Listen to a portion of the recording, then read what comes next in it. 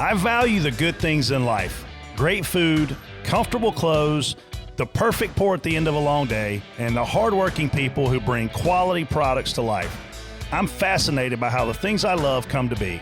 So I've teamed up with my friends at Nutrien Ag Solutions and Farm Journal to explore the journey from seed to shelf and to get to know the growers who dedicate their lives to making it happen. How are growers feeding a growing world? Come with me to find out. I'm Brett Griffin, and this is Leading the Field.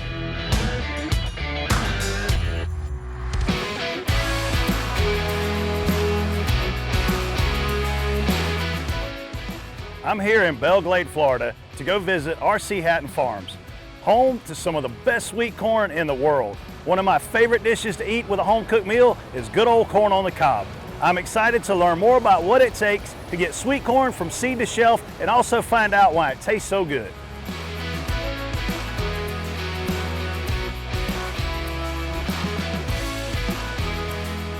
Hey, what's up, Charlie? Hey, Brett. Good to see you again. How you doing, man? Good. This is Jonathan Allen, R.C. Hatton Farms. Good to meet you. Hey, good to meet you, man. I got to tell you, I'm a huge sweet corn fan, so I'm like in heaven out here, man. This is a sea of sweet corn. Tell me about R.C. Hatton Farms.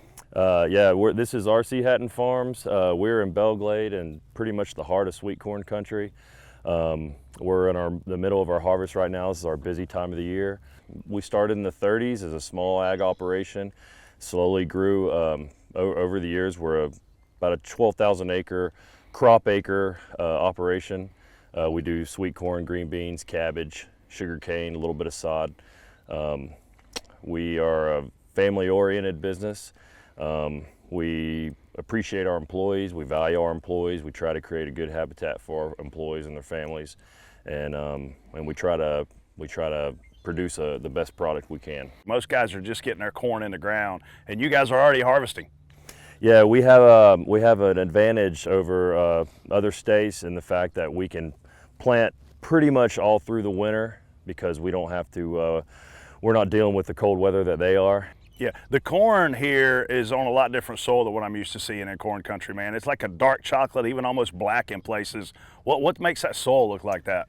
Yeah, this part of the state, they call it black muck. It's the water from the lake used to flow south and east, and this is all just rotten vegetation. It's high in nitrogen, and it's kind of like a microclimate here. Most of Florida's sand, so we're pretty fortunate to have this kind of dirt. So there was a time when this was all underwater. Yeah.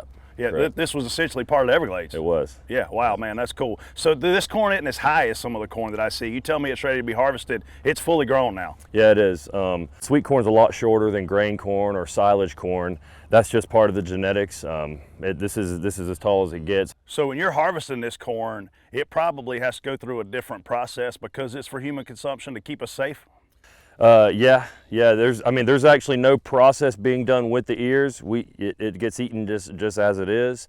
It doesn't go in a can. It doesn't get frozen or anything. It's just for fresh produce. And how long does it take for you to plant this, grow it, harvest it? What's that process? Depending on the time of the year, early fall, you can plant to harvest can be 62, 63 days, and in the winter it can be more than 90 days. Right now we're around 72, 74 days. Yeah. When I think of corn, I think of the Midwest, so I'm kind of surprised to see this much corn down here in Florida. Can you grow it more than once a year because of your climate? Yeah, we start planting early September, and which puts us around the 10th of November for harvest, and we'll harvest all the way until Memorial Day. Is this a yellow corn or white corn? What's it like? This is bicolor, which is the majority of our acreage. The industry is the majority of the corn planted in this area is bicolor. We do also plant white and yellow, but the bicolor is preferred.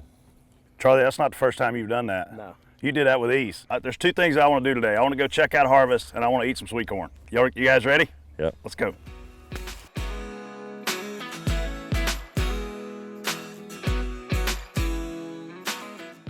Jonathan, is it safe to say once harvest starts that the headache's over? It is not. No, the headache continues on through harvest. With harvest, you involve a lot of equipment, a lot of people, and keeping the equipment going is the main thing because downtime is money. Yeah, we're obviously standing in a road that's been harvested. You guys don't leave anything behind here. We try not to. No, we try to do our best. You can see here we have 2 pick saws. that we use. They're automatic corn harvesters. They do a good job, and we don't know what we would do without them. Trucks are lined up, far as I can see, to get into this field to come out of harvest, man. Like, how many bushels, what do you even measure it in? Normally, one of our trucks will hold around 700 bushels, depending on the size of the corn. We have to have enough trucks in line to keep our harvesters running. So depending on the distance to the packing house, that kind of determines how many trucks we need. Wow, okay. So once they leave here, they're going to the packing house? Yeah, that's right. How much time do you have once the corn is ready to get it out of the field before it goes bad? Depending on the weather and variety. I mean, a lot of varieties, you know, if you say today is the perfect day for harvest, they might hold 4 or 5 days longer. Some varieties might only hold a couple days. It really depends on the variety and obviously the weather. So you're in go mode when it's ready? That's right. Yeah, let's go check out the packing plant. All right. Awesome. Farming is a lot of hurry up wait. There's no waiting around here right now. No, we can't afford to wait, and any downtime really is very costly. So once harvest starts, the corn leaves the field, it comes here, right? Yeah, it's brought here on a truck and offloaded by these forklifts, and the bins are set here, and we put the bins in the dump as needed to keep the packers fed with corn. It gets distributed amongst all the packers, and they're putting 48 ears in each box. So they're counting them as they do it? Yeah, they are. Yeah. How many guys you got out there? We have about 20 guys packing right now, and then there's a handful of other guys that are putting boxes together, and then also stacking the boxes, and then working the equipment up top that feeds the corn. And what are they just packing, or are they doing some quality control? They're packing, and they're also looking for any kind of defects that they might find on the corn, bird pecks, worm, or immature ear, or you know, there's sun scald. There's several things that they're going to be looking for, so they can discard those ears to make sure that we have, you know, a 90% box of corn. So once it gets in the crate or in the box, where's it going? It goes straight to the hydrocooler, and then it's stored in the in a cold room to be ready for shipping. How many days can it sit in there? It can sit for quite a few days, but normally our turnaround is just a couple days. I'm sure your corn's going everywhere when it leaves here too, right? Yeah. A lot of it goes up the eastern seaboard, up to the northeast, but we do ship other areas as well. Yeah, farming's a long process. Where does this rank, man, in terms of putting a smile on your face? The packing is a very important part of our process because, you know, your quality and the pack, and, you know, how your ears look in the box, that's basically like the kind of the face of your company. You know, you want to have a good looking product and a good presentation. It takes a lot of people to get a corn seed in the ground versus getting a corn on the cob to our table, man. I don't think we realize as consumers what that. Yeah, there's a lot that goes on behind the scenes that the average person has no idea of. You know. Well, thank you for everything you do, man. This is impressive. Thank you. Yeah.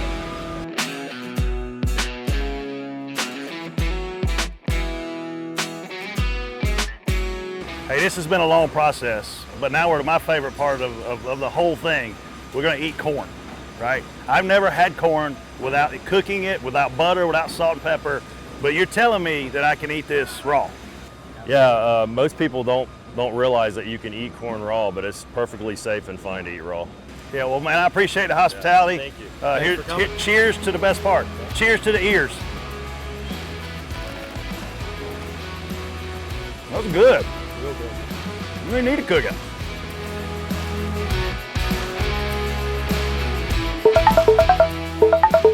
Hey Brett, old buddy, how's things in Florida? Man, it's awesome. Where are you at? I'm just doing a little work in the barn. What'd you learn down there? I learned you can eat corn straight off the stalk. That's awesome. Isn't that how everybody should eat it? It really is sweet. Good deal. You're gonna love where I'm gonna be sending you next. I'll be waiting. I'll be in touch. Sounds good. See ya. Who knew you could just grab an ear of corn right off the stalk and eat it? That was a first for me. It'll also be a first for me to spend time in New Mexico's famous Hatch Valley, where they grow the best green chilies in the world. We'll find out how they do it as our adventure continues. Let's become chili connoisseurs together and keep on leading the field.